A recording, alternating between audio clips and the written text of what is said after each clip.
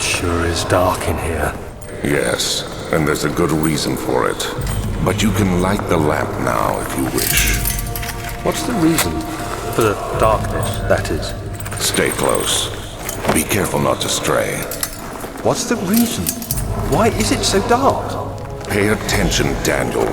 It's important that you keep going straight and make sure not to stray.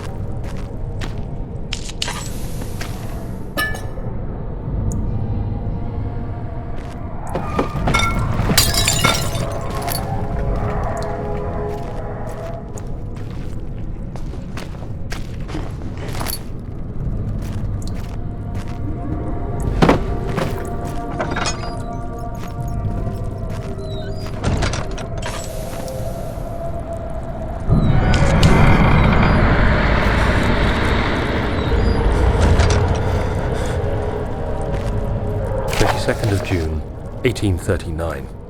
It's been more than a month since my last entry. After the event inside the underground chamber in Algeria, Professor Herbert insisted I return to England. He said he didn't want to risk forfeiting the entire expedition lest I took a turn for the worse. An excessive decision, in retrospect. But I'm glad it turned out that way.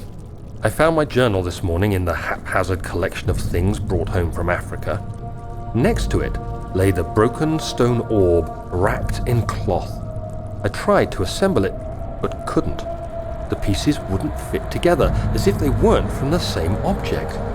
Could I have imagined it all? Was there ever a complete orb?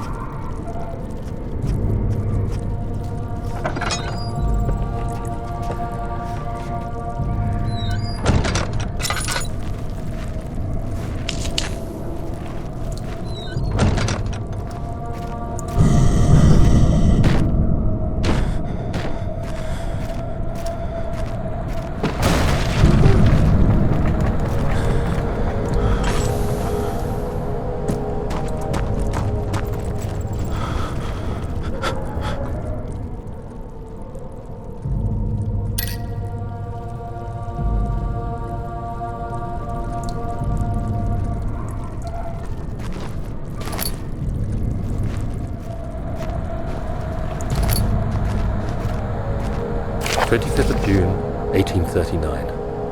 I feel the need to continue this journal, even though it was intended for my journey to Africa. This must be something very important. I just know it. I've taken it upon myself to piece the orb back together, but it's been more difficult than one might think. The pieces are behaving strangely. They seem to change color, shape, and texture, but ever so slightly. Yesterday, I took careful measurements and notated any significant markings.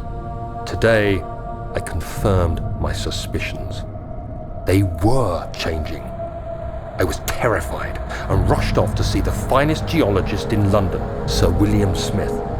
I approached the subject with care and we discussed how rocks change form.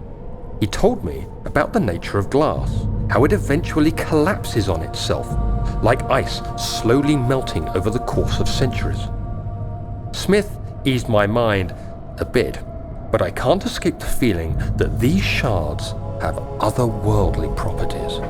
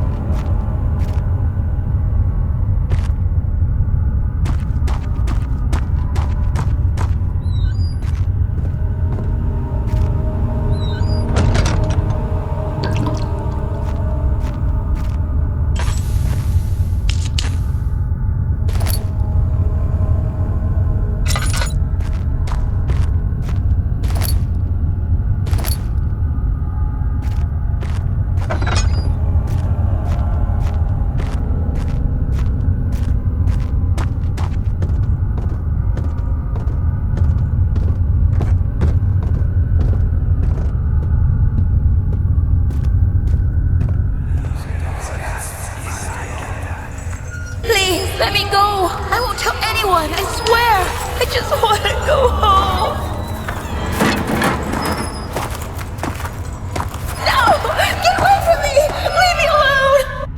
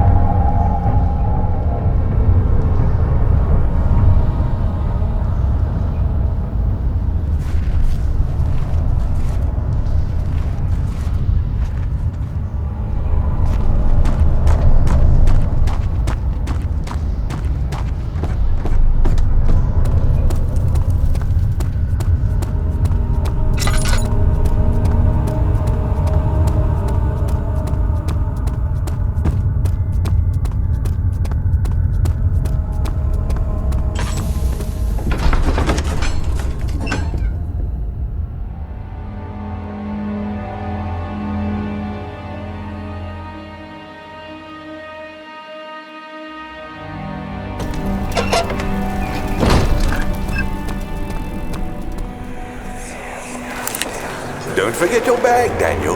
I won't, Herbert. There is no shame in using a parasol in the desert. As it happens, it's imperative to your survival. But it looks ridiculous. The shade will hurt much less than dying, I assure you.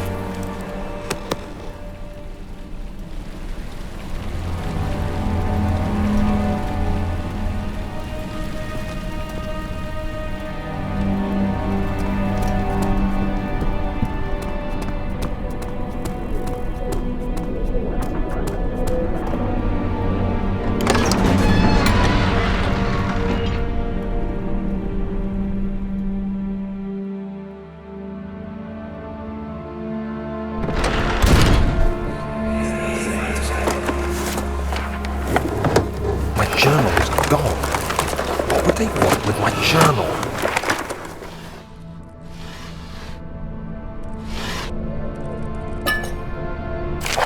July 2nd, 1839. I received a letter today from the Algerian governor's office disclosing the fate of Herbert's expedition. About a week after my departure, Abdullah, one of the men traveling with us, returned from the desert. He was badly injured, as if maimed by a lion. The man rambled deliriously about the expedition being attacked by something horrible. The French quickly dispatched a search party to look for the expedition. After searching for days, they found the camp abandoned without any trace of Herbert or his men. Tomorrow, I'll retrieve the things they recovered from Herbert's tent at the customs house. I don't know what to make of it, but I'm worried for him.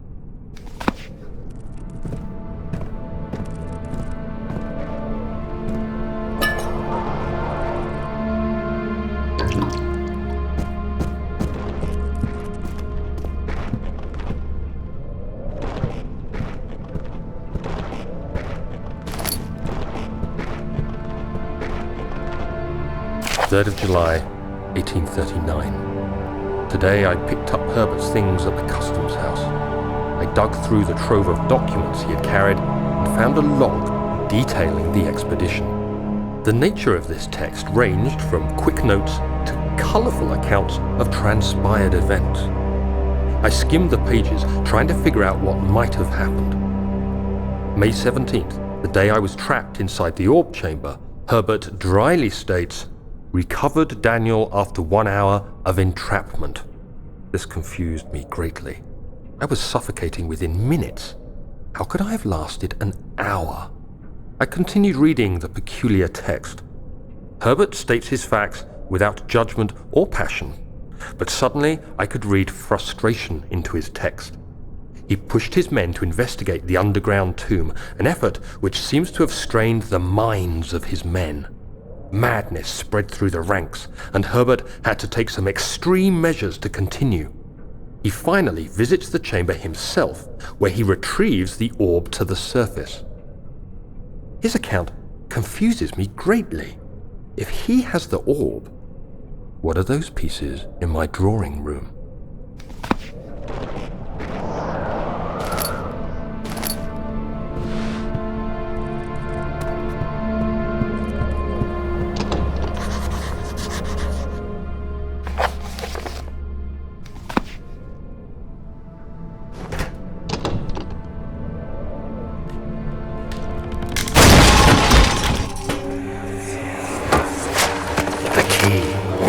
Please, let it be here.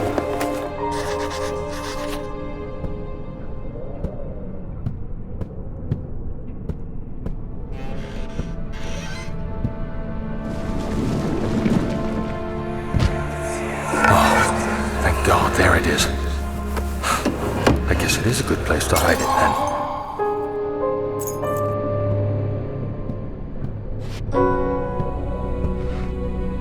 4th of July, 1839.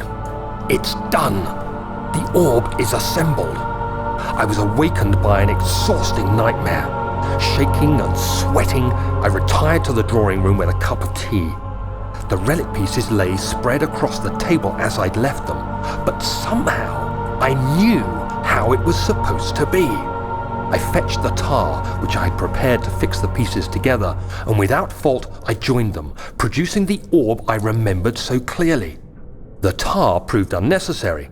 It was pushed out from the joining pieces as they merged on their own, with no adhesive. The ancient stone relic now rests on my table. Its immaculate surface and perfect shape could have been molded by a factory. This is all too strange.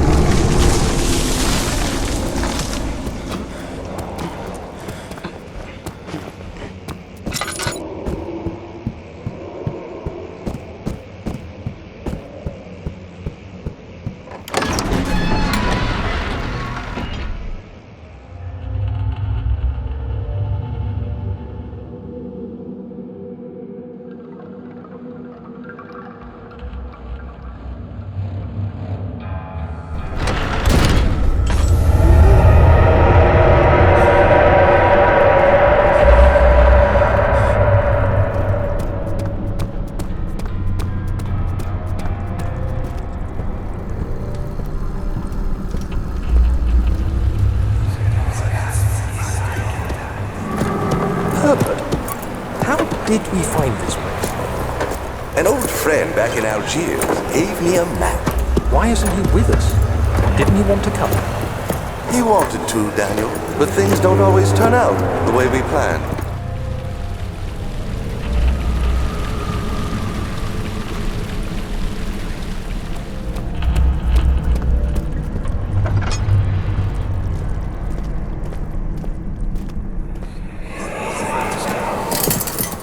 You have an ascending room. Will it take us to the inner sanctum? It will definitely take care of the vertical part of our journey. So, you have ridden an elevator before? Yes, the Colosseum at Regent's Park has one. It takes you to the gallery where you can view the panorama. Good. This ride might be a little longer, and in the other direction.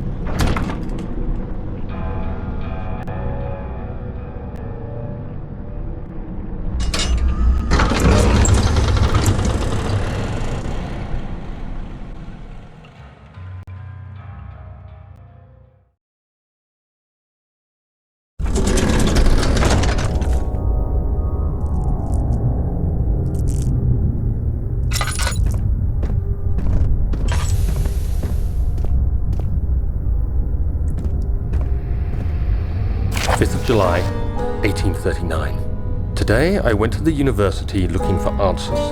I was able to sneak into Herbert's office and pick up an address book along with some relevant textbooks. Professor Taylor at the Faculty of History was very helpful, and I managed to approach the subject of the orbs. The most interesting aspect was the prevalent trace they had left in our culture. The mythic orbs may, in fact, have inspired the globus cruciger, which so many royal regalia holds to this day. In ancient times, the orbs were held by priests as a symbol of the sun and its power. As I was leaving, I overheard a disturbing conversation. Sir William Smith, the geologist, was killed last night. Less than a fortnight had passed since I'd asked for his expertise. I know it's silly, but I can't help feeling responsible somehow.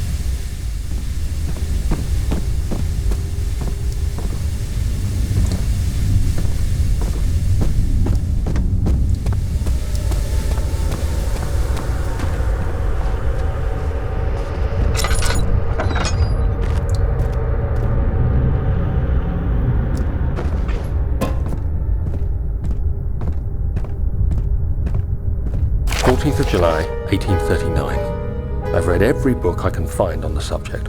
While rich in legend and hearsay, my knowledge is lack for the insight I crave. I've sent letters to many in Herbert's address book and received answers of varying importance. Today, I got one which differed greatly from the others. From a baron in Prussia. He said nothing about the quaint stories of priests in underground temples. He didn't even mention them. He simply wrote, "I know. I can protect you. Come to Brennenburg Castle. Signed, Alexander." What am I to make of this? Protect me from what? Is someone after me? I looked up Brennenburg and traced it to the Prussian woods near the Baltic Sea. While being the least informative letter I've received, it causes me greatest distress and interest. As I write, My thoughts are drawn to my nightmares in which a most disturbing sound calls to me. A sound defying description. A voice from the void. The last few weeks have been awful, with so many sleepless nights dreading a repeat of those horrid dreams. Tomorrow, I shall visit my physician, Dr. Tate, in hope that he can provide me with sedatives to help me sleep. There's nothing left. Everything is gone.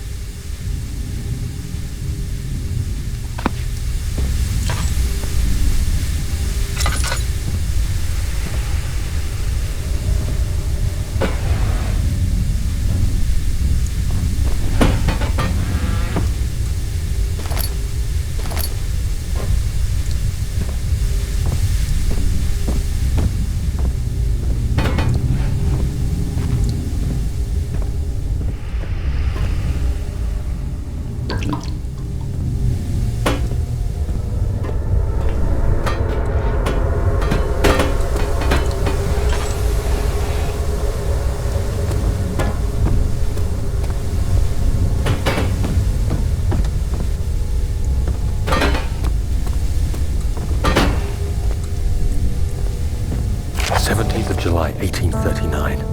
How has this escaped me? They're all dead. Limbs scattered, heads split down the middle, their skin flayed as if boiled. I feel like I'm falling into myself. What's happening? Sir William Smith, Professor Taylor, now Dr. Tate. Is it following me? How can it not be? It's the damn thing I brought from Africa. Something is after me. I have no choice but to trust the Baron. He better know what he claims. If he is wrong, I suspect he'll regret it as well.